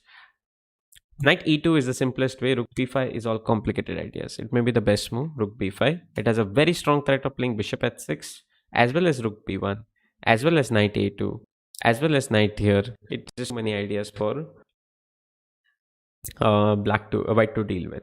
Simplest way can be two things here actually: knight e2 and rook d4. Now this is just for explaining, like, 2 pawns up. White's knight is badly placed, rook is also badly placed. King goes e2, rook into. You might even win the third pawn. Your 3 pawns up probably should be good enough for you to win this. That's the simplest way. Knight a2 also does this, and this is even better slightly, because what happens is if the king goes here again, rook d4, you don't even lose that knight on e2. And if he goes king b1, we have some excellent people here. Rook b5 check is the move. Yes, Mariam, you're absolutely right. Rook b5 is the move. Yes, rook b5. Knight e2 also is the same plan. Rook b5 is the move. Win into b5 leads to knight c3, and this is where your tactics shine through. You know the patterns, you have to try to utilize them in the game. Once you did all the positional things, you tried to get it. It was not even good for you, but you played, you fought, you gave white a good fight. Finally, you have to use your tactics to finish it, and this is where these tactics come into play. Patterns like this pattern.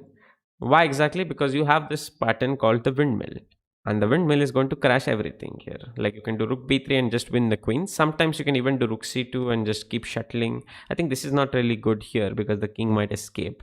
Maybe rook c4 is still winning. Okay, rook c4 still wins because you can do some pin. And again, 3 pawns up, guys. So 3 against 1 is probably good enough. As good as a piece.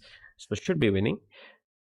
And if not, the simplest way, you can do this windmill and you're again 2 pawns up, and probably white's knight is badly placed. You should be winning somehow the other. Here also you can find out something as black here.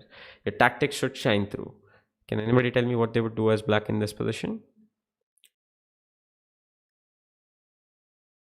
The king is badly placed here. Maybe you can exploit it. What do you think you should do here? So supplement your positional and this like positional things we're doing with some tactics also to keep you alert.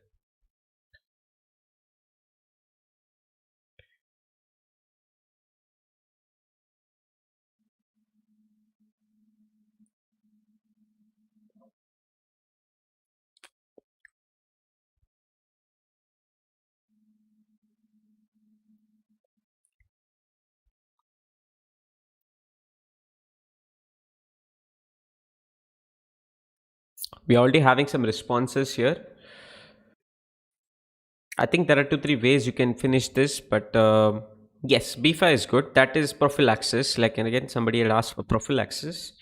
Your king is escaping to a4. b5 is a good way to stop it, and the king is cut here. You can play rook b2 check next and mate him. Even if he tries a4, rook b2, and the king is caught here, it's a mate. Definitely that's winning. Prophylaxis coming in. And black, if white plays rook p1, the rook is bad, knight is bad, everything is bad here. Now I'll show you one more pattern that you can keep in mind. Knight can be dominated by playing something like rook f2. He's only escaping here and here. If he comes here, I play king f7, knight is caught, bishop f6, he's trapped, it's going to fall. He cannot move his rook, right? Knight is caught here. Knight can be dominated very easily at the edge of the board. Not the best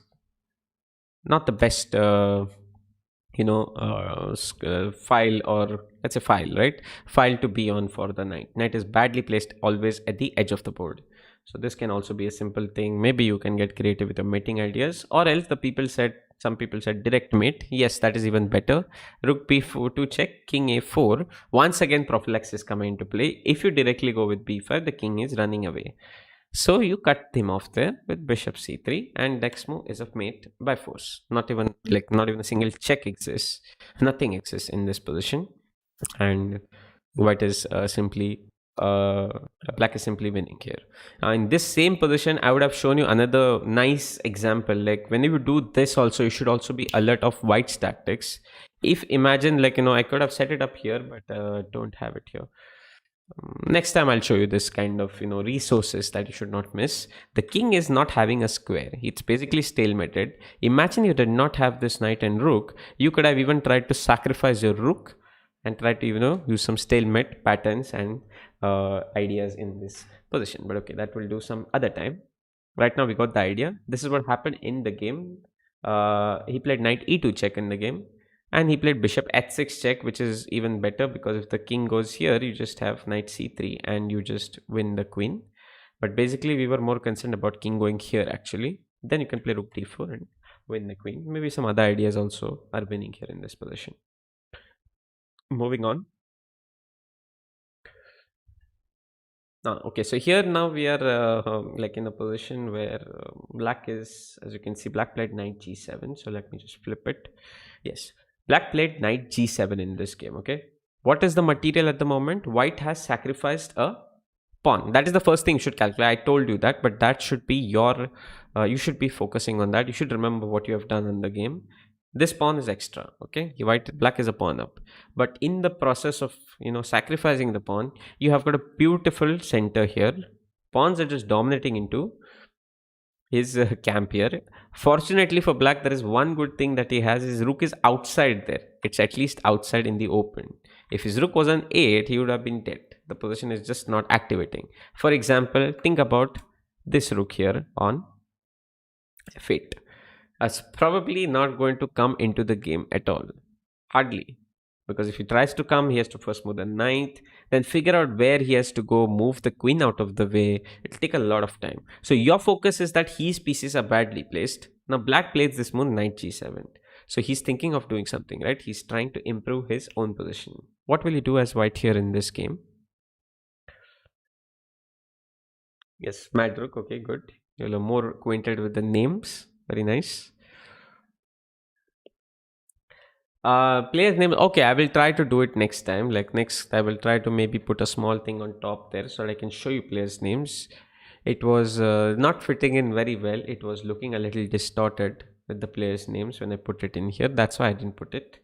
And okay, if it's important, I can definitely show a small window there with the players' names next time onwards. Tomorrow onwards, basically. And if not, I will definitely put it in the comment section. That would be even better. Whichever games I've referred to, I will put it out in the comment section also. Yes, so your goal, of course, you have a strong center and everything, but then you have to think about which pieces you can improve. So first only people, because they see material sacrifice, went with rook into c6. See, that is not the point. You should first see whether you can improve your pieces to certain diagonal squares or try to get more space. Like your knight on f3, can it go somewhere? Picture it first. Like this is one thing you can work on. Picture where your piece can belong. Like when you look at you can think of a variation, right?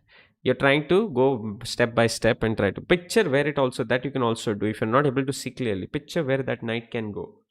Okay, knight on f6 looks brilliant.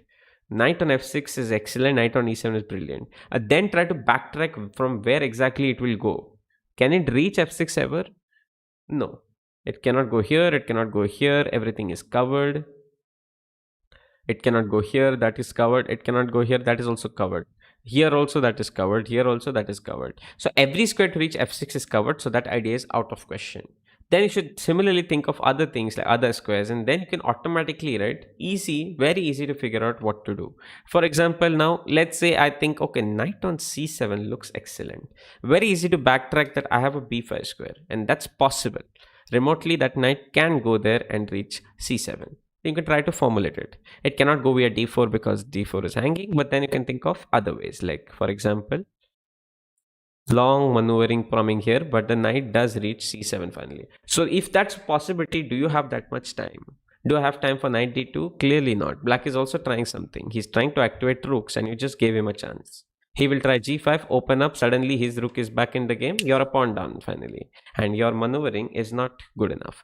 That's where your dreams are not going to come through. Somebody says dream here. Your dreams are not going to come through on c7 is where you think, okay, my dreams are probably have to look at other ways to make the dreams work, and thus a move like rook into c6 can be played out because there is nothing else that you could think of. There was something else also white can do in this position, okay? And that also I will show you, like what else can white do besides just sacrifice exchange. This material sacrifice, that's not the only material sacrifice you can do. Besides picturing the knight on c7, similarly, you cannot picture your bishop on c7 because it's not reaching there. We can see b6 is covered, not a way to reach there. You cannot jump your bishop to c7. But which other piece would be better, beautiful on c7? Besides the knight also, I wouldn't say c7 is the best square. f6 would be a best square, d6 would be a better square for knights because it controls more from there than on c7. But besides the knight on c7, you can also picture another piece there, right? And which piece would you picture on c7, guys?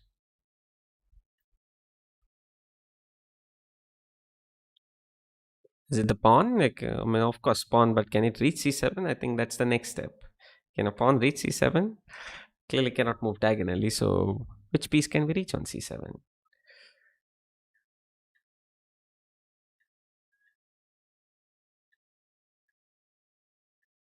You can definitely get your rook to c7, right? So that is the way you should picture which pieces will belong where. Okay, my rook can reach c7. If I think my pawn can reach c7, okay, pawn on c7 looks excellent. I'll play queen b7 and queen c7. That is the way you try to backtrack from there. Now if I want to get my rook on c7, this is getting in the way, and moves like knight d4, getting rid of that knight can be interesting. Or I'll show you one more sacrifice which can be played out.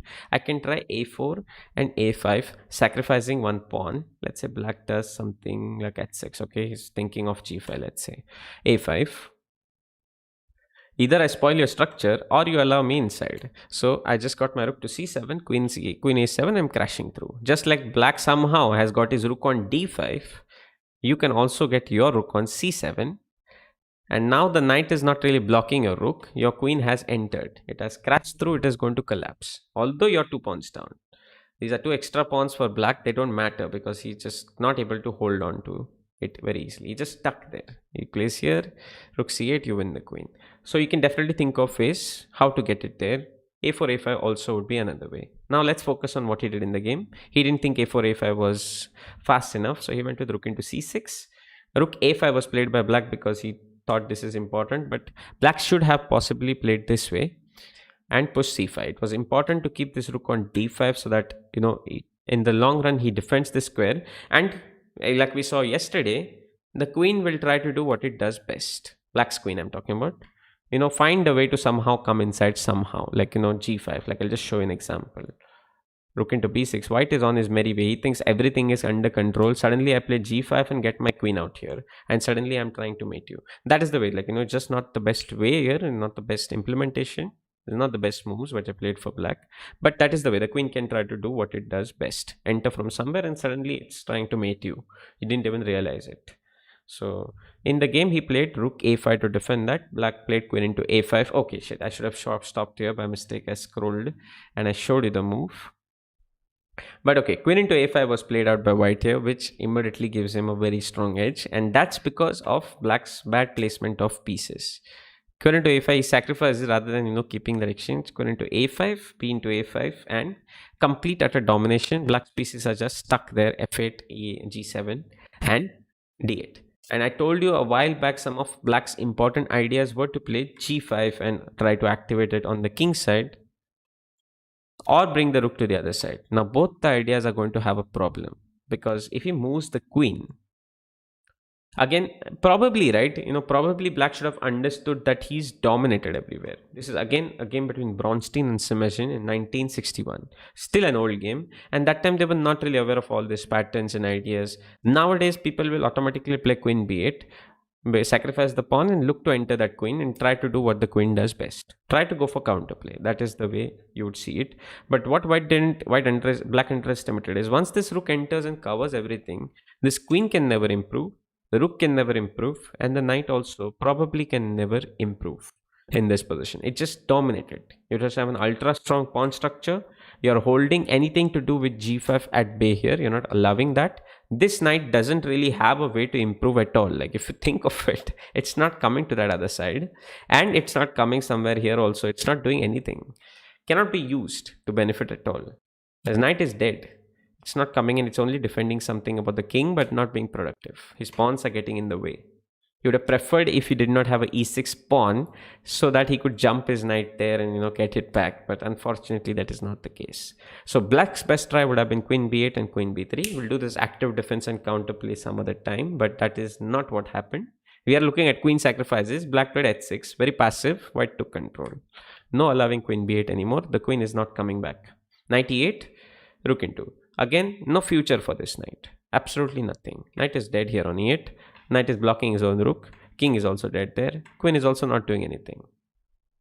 There was also merit to like sometimes play this more rook c4. Looks strange and like unnecessary, but just trying to control everything for the queen. But okay, rook a7 was much stronger. If black tries queen c8, still you can cut it off with rook c1. If the queen goes here, you can play rook into d7, and you have dominated the 7th rank. And this pawn is like black. What happened is eventually he lost d7. But he wasted time playing knight e8. He wasted time playing h6, which he could have done on the first move itself by playing queen b8 straight away. That is where it comes to shine. Okay, so rook c7, rook b1, rook into a7. Black played g. Finally understanding that okay, you need to do something. I'm just stuck here. And what white did is also interesting here. Not really this is winning in this engine's best move. Let's ignore it. White just played bb6. He just wants to completely dominate everything on that side. He knows that if black captures gf4, just look at this beautiful situation here. I had highlighted this knight was not coming into the game. Again, if you look at it, again the pawn is coming in the way. Again the f5 pawn is coming in the way. And g4 is not really helping him because again there is no real room. Like let's say he comes knight g7. Again, there is nothing for this knight here. He's just dominated at the edge of the board. So that was a beautiful element here. Of course, f into g5, winning the pawn would be better, much stronger. But it's just very instructive to see what his idea was, what Bronstein was thinking of. He was thinking of not allowing that knight to come back into the game at all. So he went captured, took over with d7 following. Finally black started like realizing, okay, this is not working out. I need to do something with my queen, and try to do what queen does best. Simply playing rook f1, keeping it all together there. Queen c6, bishop f2. Look at this beauty, like just simply keeping his pieces aligned. Again, this may not be the best moves, and I'm sure people may be able to find something even better, but keeping it simple, finally capturing the pawn because he's not able to queen it. But if black had done something else here, rook f7, what would you do in this position, guys? Let's get alert. You can study many players' games in recent times also. You can study some old games. Says next off, you can study some very recent games, like many top players. Like at the top players, I think if you have to study Natchdorf, you should probably refer to Vashir's game, Vashir Lagrev Maxim. I think he's the top one of the players who tends to play it at the top level on a very regular basis. One of the only players, I would say, in the 20 elite players in the 2750 or 2770 plus range. Vashir is one guy who tends to play it often. Yeah, d7 is the move. You just exploit this small tactic coming into play, guys. Look into e7 and d8 queen. Materially, you're a bishop up now. It should be more than enough to win. So black did not do that. Black played knight g7, comes fg5, knight g5, queen d5, knight f3, and after this just a cave copper. Like it's just nothing there for black. Black is just struggling. There is absolutely nothing. And one more important thing you will see in this position is white did not rush. Like he did not go and play d7. Maybe that's winning. He did not go and play bishop h4 and then sacrifice and play. No, just slowly improve his position. Take care of everything.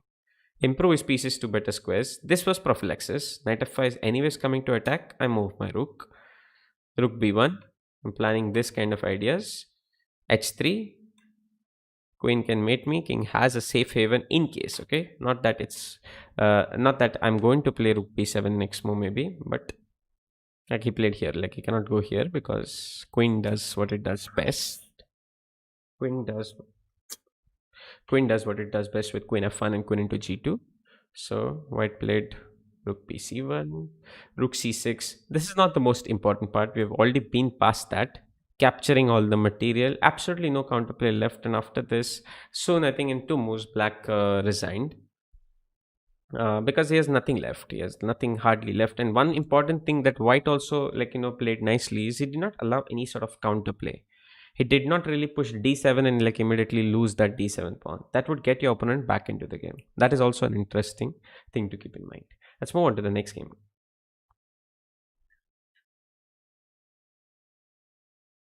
1 minute.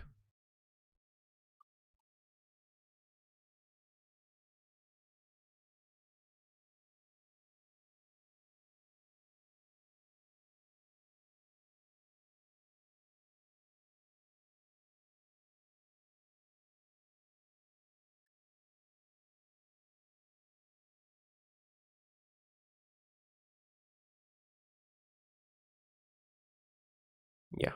So Alexis Shirov Queen Sack, yes, will be probably even getting that on a video soon, Siddhant. Stay tuned. We might have a video on that soon. Some video series on the Queen Sack or the best moves. We'll be having something on that soon. Stay tuned.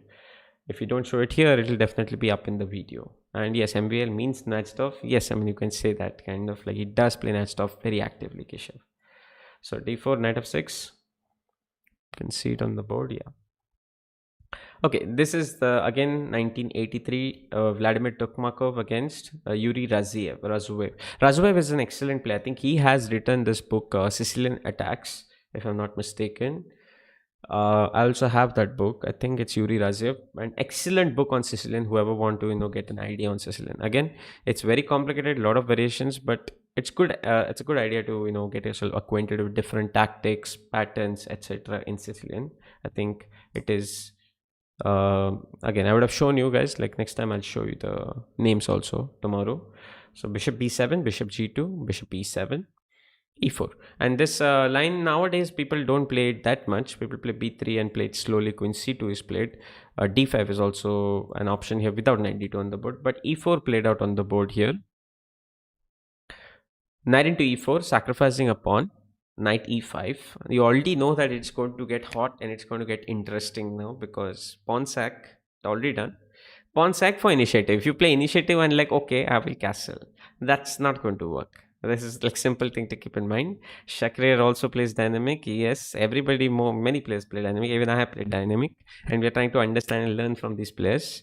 Knight into e4, bishop e4, and then castle, like not dynamic. This is exchanging, not really the best way.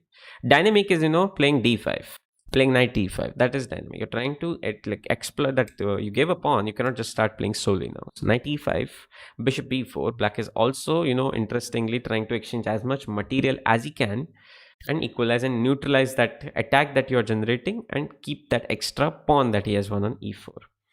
So if white castles, his idea was to take, maybe even take. That is also interesting, I think, but the bishop gets trapped. But he can definitely, castle here. That's the simplest way you can go. If you can also play d6, I think, although I'm not sure. This might allow some kind of tactical resources. But if the knight moves, my idea is to trade. Extra pawn will come to the forte. Like white is simply worse here, because the extra pawn that is going to count finally. So white played queen g4 here. You can already see something hot happening here. A lot of pins, a lot of sacrifices about to be seen. If black plays knight into d2, what is it that you would continue with? Only one move is working here, and if you find it, that's great.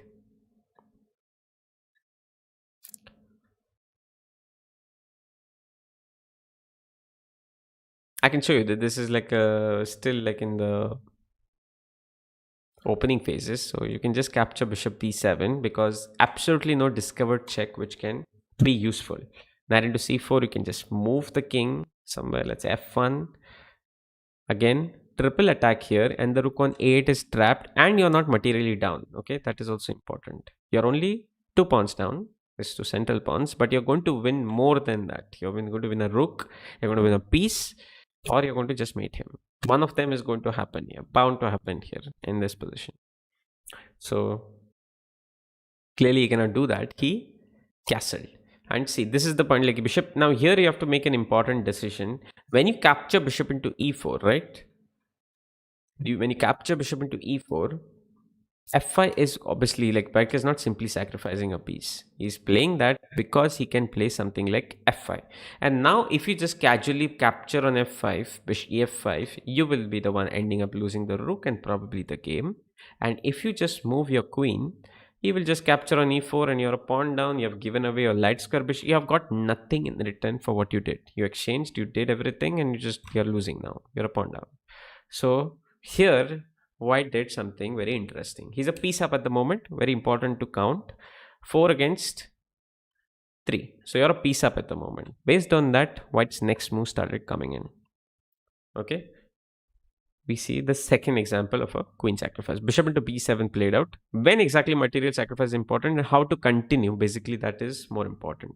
Bishop b7, fg4, bishop into e8. So the few things that you have to keep in mind first, like you have 3 pieces for the queen, which is obviously, like if you think of it like directly, rook, let's consider this bishop and 1 knight. We have 3 pieces for his queen, and at the moment the 3 pieces are always stronger. So if black plays something casually and you retreat, white is already completely better. 3 pieces are always stronger than the queen.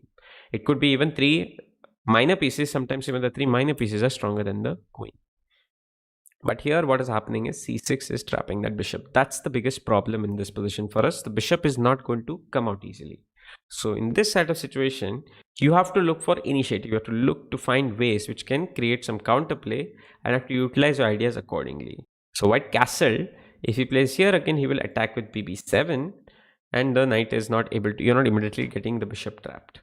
Black played queen c7, so he's threatening knight a6, and this is where the real, the game started, where white started making it difficult for black with his ideas. Knight e4 played out on the board. We are just trying to understand what exactly we should do in this kind of positions. Knight e4. Now if he plays knight a6, first thing is knight is going out of the game. Bishop is not doing anything effective, and we have 3 pieces. We do have 3 pieces finally.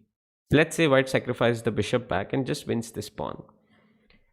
White may still be worse, but he still has some good square outposts. Knights are better placed, and he can always get his bishop activated immediately, and black's pieces are slightly misplaced. So based on that fact, you can say that, okay, white has good compensation. Once again, we just wanted to focus on that queen sacrifice. That's why I'm just showing you this example.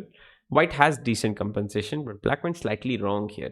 He played bishop e7, white played bishop f4, and black played d6.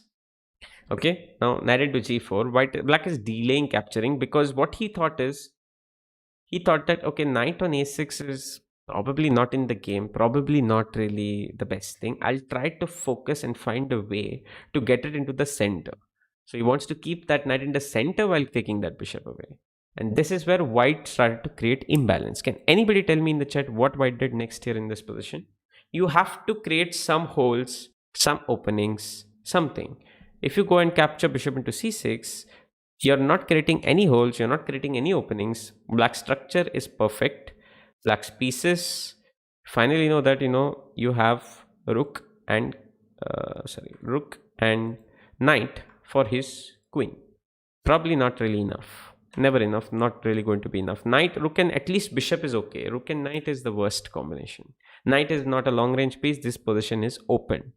A few things to keep in mind. Pointers, the position is open, knight is not going to be good enough. Close position, okay. But what do you think white did in this position? Anybody in the chat can tell me?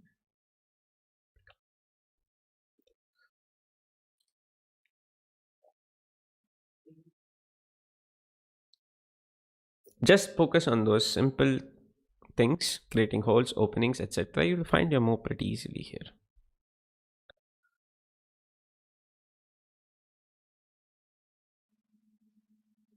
I'll give another minute, guys. Anybody? Ivanchuk is a very dynamic player, Siddhant. Recently, I was following one of his games live, and actually, we were doing it on the stream. We were analyzing one of his games, okay? Me and Neeraj. And Neeraj is also a part of the trio. So, we were analyzing a game. We saw one position on the board, and I was like, Ivanchuk is rook down. I don't think he'll be able to hold this. I think his worst here, he's just trying to, fight back, fight counterplay. And I was like, okay, maybe black should be able to win. I think it was, I forgot who the player his opponent was very recently. And then I just wanted to check it out. So I checked out the game afterwards. All the way, Ivanchuk was always winning. Like he was a rook down, but he was always winning. I think it was a rook down, I think. Yes, he was always winning throughout the game. So sometimes it's difficult to understand also his game. Very dynamic player. C5 looks very good. Yes, of course. C5 you can try. Again, creating holes and openings, trying to create those counterplay ideas that you really want on the board. D5 not really doing it, Tejas. Like, you can take rook into a8 and d into e6 again, not spoiling a structure, and maybe you might lose the pawn. Or black can play e into d5 and then capture. It's not really that useful. c5 is the way he can try to open up, create that possibility. So if black does casually like this, he will lose the piece and he will lose the game. So black played b into c5, d into c5, and played e5. Now what has happened in the process is that after cd6, bishop d6, this is all we needed to get on the board.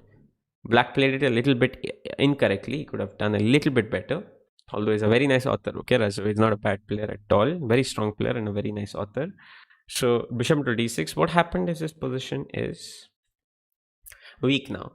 This is where our knights with the outposts, and even if you lose that bishop, our pieces will start shining. So if you're playing for initiative, you're looking for counterplay, you're giving up a queen for nothing, then you have to look for something like this in the game. You cannot just sit down and wait for him to capture in the perfect play, help him keep the perfect structure. Only think about the pawn you're going to capture back. That is not going to be enough. You have to think about, after capturing the pawn, is my knight going out or is going coming back? Is my bishop really well placed, or is my knight, let's say, I'll give you a small example here. Is my knight really dominated, or is it able to go to an outpost? It's clearly not placed well here. It's trapped immediately. So that is the way you'll understand. You'll automatically come to know what to do, which piece to sacrifice, and how to create those necessary openings. c5 is the way. D into c5, d into c5, and suddenly after this imbalance, you may lose that bishop, but you have something to play for. White played rook d1. This game got over very quickly, actually. White is now better. We'll see what happened. And here he found a tactical resource. What do you think white will play in this position?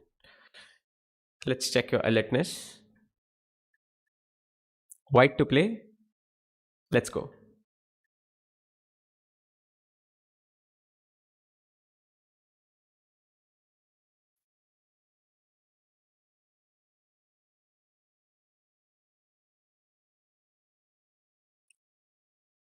Yeah, he has like P. Karthikeyan sack for single piece. Okay, that I have not seen. Okay, but it will be great. I will definitely check it out later. You're most welcome, Siddhant. What do you think you will do here in this position?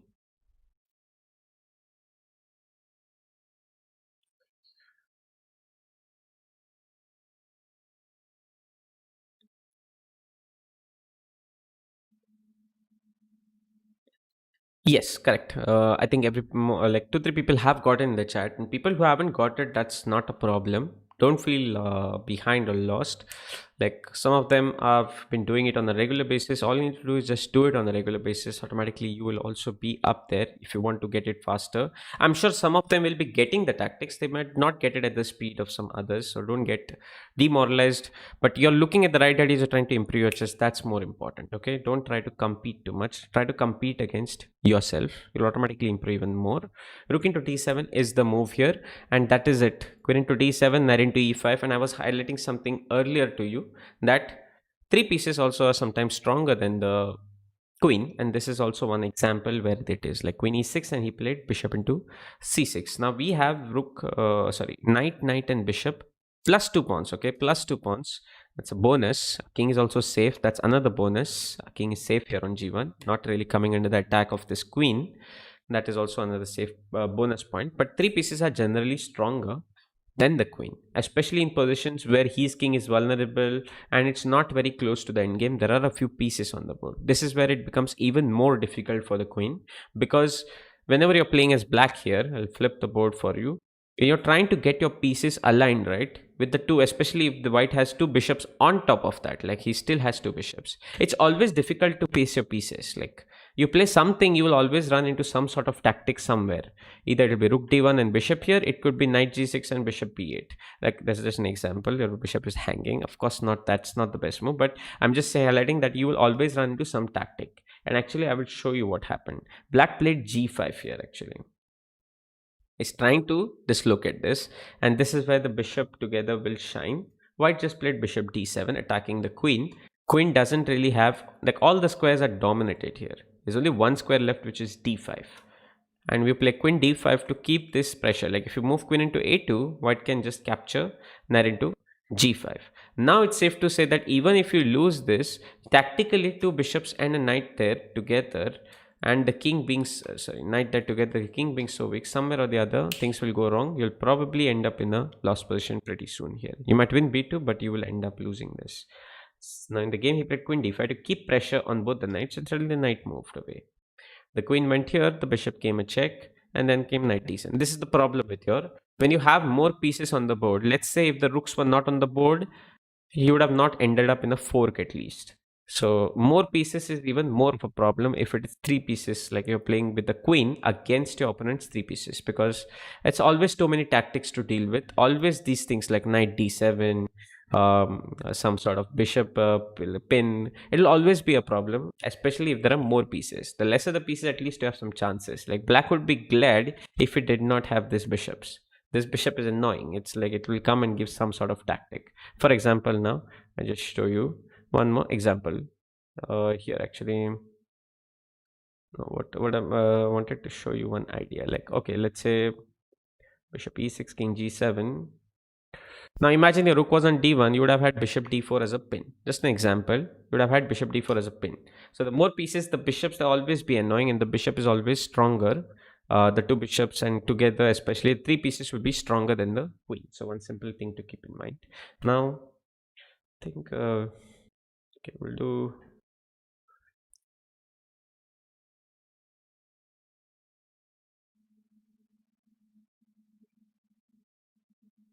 Tomorrow, guys, I will show you some in like some of my games also, how I continued from there, how I have sometimes saved positions, how I have sometimes fought out in a worse position, etc. And show you one game today. Just this. Okay, let me do one game and show you today before we this. Let's go next.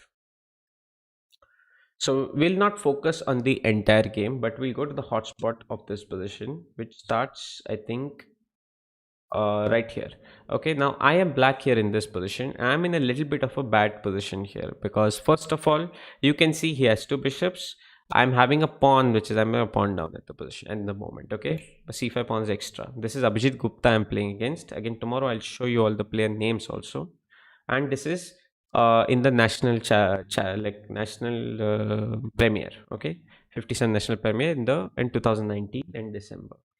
So I'm playing black here and I'm worse. My opponent is better. He captured queen into d5. He's a pawn up. I have different choices in this position. I'm worse. I will try to choose moves which will give me best play. His rook is joining in the attack. His pieces are coming in. But what happens is now, if I think about the rook and start playing passively and start playing something like rook d8, bring him a pieces, I'm finally a pawn down. And finally, his pieces are anyways coming onto better squares. I don't have tactics. Rook into e8, rook into e8, and then g into f3. Everything. I'm just losing. If I try to do some silly things like king h7 and try to be cheap, like try to do something like rook e1 and bishop f3, it's working in his favor because he will capture on e8. My idea is to dislocate the rook, and the point was I don't come under check, but then I will lose to rook into e8 and I will end up being an exchange down. I need to find something here, so I go for the best thing, and that is go for the challenge. I take up the challenge. He gets the rook out. He's completely dominating here. And here also, right, let's see it from white's perspective. I'll highlight one small thing which white did better here. Now, in the chat, what would you want to do in this position? Like, we have already done a lot of exercises on which pieces are good, which pieces are bad. Which piece do you think you would want to eliminate from black side? And then black will have some serious problems, like some weak squares, simple things. Which one would you want to eradicate, like get rid of here? Anybody?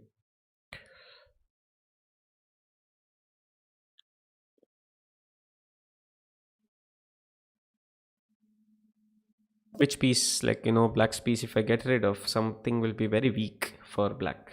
I will be in a very bad position anyways. It's anyways a bad position. I'm in a worse position. I'm trying to hold it. Active defense, counterplay. This is what I'm trying to do here. I've got myself in this situation somehow. Dark square bishop is what you would want to do. So what is the move that you would play in this position?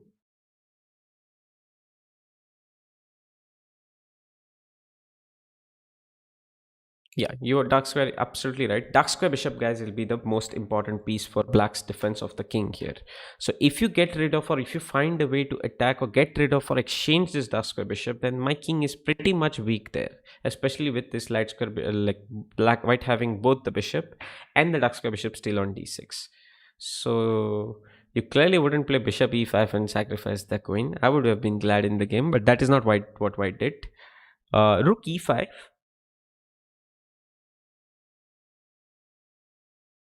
Rama, are you sure rook e5 is what you want to do? Again, I would have been very glad in the game. Like, I would have captured bishop f3 and I would have won the game. I don't think you need to offer a free rook here. This is, see, one more thing is like, it's not forcing anything. If you're really meaning rook e5, like, I think maybe you meant something else. Rama, I think the keyboard also doesn't say that they are close to each other. But I suppose that, knight and rook, they're not very close actually. I suppose you meant knight e5. I hope they meant knight e5. And that tries to force the exchange because I cannot move my queen. There is knight g4 also falling here. So I can force the exchange, and this is a better position for white. Rook e7 will not work here, Frips. Who said it? Okay, rook e7.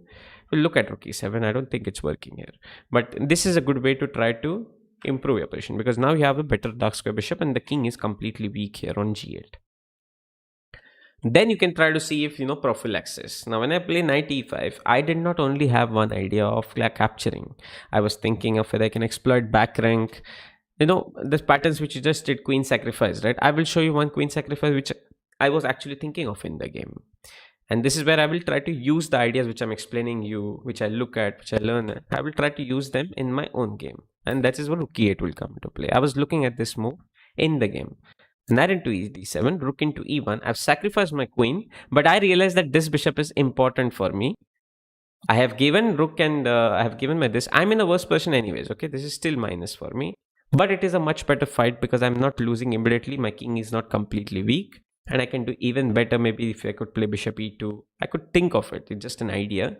I'm still worse, but I can give a much better fight here with some counterplay ideas up my sleeve. If white plays correctly, I'm sure he will convert it. But what I'm saying is I can use those ideas in my own game. The second idea I was thinking of, like somebody said rook e7, right? Let me just show you e7. Like first of all, rook e7 will lead to knight into e7. That is probably not really doing that much. Knight into e7 attacks here. So again, whenever you find an idea, you can try to better it. That is what my opponent, he's a strong player, Abhijit Gupta, many times Commonwealth champion, of course. He has done something even better by just improving on his own idea. He played a very nice move here, which is queen d2. Now he's attacking here and attacking here. Okay. The first thing, you see a double attack there, and if I play bishop f3 thinking of doubling, he can still take it here. He sees that if I play queen g4, his bishop is coming back defending, there is no mate, and he's attacking. His king queen is strong, everything is quite good here, so I cannot do that. And if I go back like I did in the game, bishop g7, now he improves on his knight e5 idea without allowing any rook e8, without allowing any kind of interesting counterplay, and improving his queen's positioning to d2. That is what you can also do in your own game. You try to improve. He did a good job here, and I had to give away my bishop. Now I'm in the worst spot here. He's done the same thing, improved his queen's positioning, kept the pressure here without allowing any counterplay. Now if I start defending, right, now his idea, like you can also improve on this idea by the way by playing rook e7, but I would have been very happy about that. If he plays rook e7, I would have happily captured and I have some chances for counterplay, or I could have even looked at queen b5 also and maybe some counterplay. So that he did not allow. He played knight e5, bishop e5, rook e5. Now if I start defending, I'm going to anyways lose with rook e7. I understood that, okay, I just don't have the dark square bishop, my king is very unsafe and he's going to come in completely crush me here. He's going to enter everywhere, maybe even find something better than what is I played on the board. He's going to be better here. I have to look for something dynamic, or I have to look for something active. I have to go sacrifice some material and look for something. That's where my move rook e8 came in the game. I tried to get something going. I'm of course minus here, and if I'm going to lose, at least I'm going to give him a fight. Rook into e8, queen into e8, and he played h3. Again, a nice prophylaxis. Back rank is weak. You don't want to go and capture here because I can go here, but then queen f8 and I will get mated. But I had a nice plan here, which is bishop e6. Of course, he's a strong player. He saw it. And the point is that I'm attacking a2. And this time I'm defending f7 too, and bishop c4 is forced. Like he cannot do anything now. Black is winning because he cannot. I've defended f7 and I'm attacking f1. There is nothing white can do. He's in fact losing now. He saw this idea. These are all other things, like, extra things, but he saw this idea. He played h3 to simply take care of prophylaxis. My bishop came back. He took it. Now he doesn't have to worry about the back rank. I took the pawn. Why did I take the pawn? Because I'm anyways like in minus position here. So in case, down the road somewhere, like I'm anyways, if I play slowly, passively with f6 and then hold, I will anyways lose. So I realized that if I have to lose, I might as well give him a better fight and make him fight and make him play the best possible move. So I captured bishop takes a2. It's risky, but that's the way you would want to play. Click king h2. He tried to improve, and this is where I found something, and I will show you that this is not the most important part. I played queen e6. It's very risky, but it worked out fine and everything. I was never losing. I played correctly here. Bishop c6, f4, and I will just show you why exactly I wanted to give this idea. Now initially he thought bishop e5 is winning, but again I found a tactical resource. Queen f4 check, and I will have some perpetual, and if he captures queen f6, this is where, we'll be doing this again later. Endings, important, some endings will come to the forte. Imagine he had an extra a2 pawn. That would have made a big difference. That could have been winning for him. The extra a2 pawn that he doesn't have on the board is really helping here in this situation. So interesting endgames and all, we'll be seeing that later. He played queen e7 and I sacrificed g5, and this is my endgame knowledge coming to play. Just like we are doing middle game right now, endgame, this is where your knowledge shines in. You would not think of giving a free pawn like this, like g5, right? But I found g5 on the board because I know that if he captures here, he can never win. We will do this in the endgame, guys. I will not go explaining this entirely here, but it's a draw by force. He cannot capture it. And what did I get by opening up files? My queen will do what it does best with the help of the bishop. I have chances, I have ideas of counterplay, and I grab that pawn, right? Somebody called me a pawn grabber. I'm going to use that to my benefit. He has no time to capture here. He is getting mated. Like, he has no way to defend g2. And that's the point of this move, g5. He cannot defend it. There's no way he can defend it. Suddenly he's lost. He can do g6, I'll capture, there's nothing after that. Force mate on g2. He'll have to sacrifice queen for 2-3 moves, but that's it. It's over. So that is where my queen and bishop come into the fray. I played queen e3 and the game went on. Like, I just played like this, and I'll show you one more example where my endgame knowledge like got the better of me. Like, they were having time trouble. Like, both of us were playing under severe time trouble, and what I did is I exchanged queen. I got a first chance, right? I exchanged queens. Okay, I'm safe now. I cannot lose. I know that this is a draw. Now the second thing I did is I know that my king needs to be on g7 or g6 or h7. Basically, my king on h7 is a draw. I realized that if he come here, he might just do this. I had seconds, guys. Okay. So what I did is I just offered a free pawn. Now this was not really needed. And this like my idea was I will never be caught there. I will run away. And this is a draw. Again, this theoretical is not important right now. We'll do this some other time. But funny thing, like if I go here, I forgot that, you can just do this and then give up the pawn there and then I can still get it. I forgot about it, but less time, this tends to happen. And okay, it finally ended in a draw, but okay, that is not the most important. He tried to still press on, but it was still a draw anyways. My king can always come back. Now after this, you see that, this move was the 40th move on the board, and now we got extra time. So then I was wondering if I can actually, take my king and try for a win. That's too much, but it was not winning, but I did that on the board because I had extra time. And did not have time, I was just offering free pawn because I know that, okay, draw, I need a draw, I know I cannot win. At least a draw should be up. Anyways, this is just an example. Like, I will be explaining some of my games, how I improved positionally, what I did for tactics, and different things we learn. We will try to look at from my own games also, and I will put out the name so that you will be able to see it. So once again, guys, thanks a lot for tuning in today. Again, tomorrow 7 p.m. same. If you all enjoyed it, definitely hit the like button, and once again, you all can join me tomorrow. It'd be really lovely to have you people. Thanks a lot for tuning in today, and I'm going to end the stream now. Bye bye. Good night.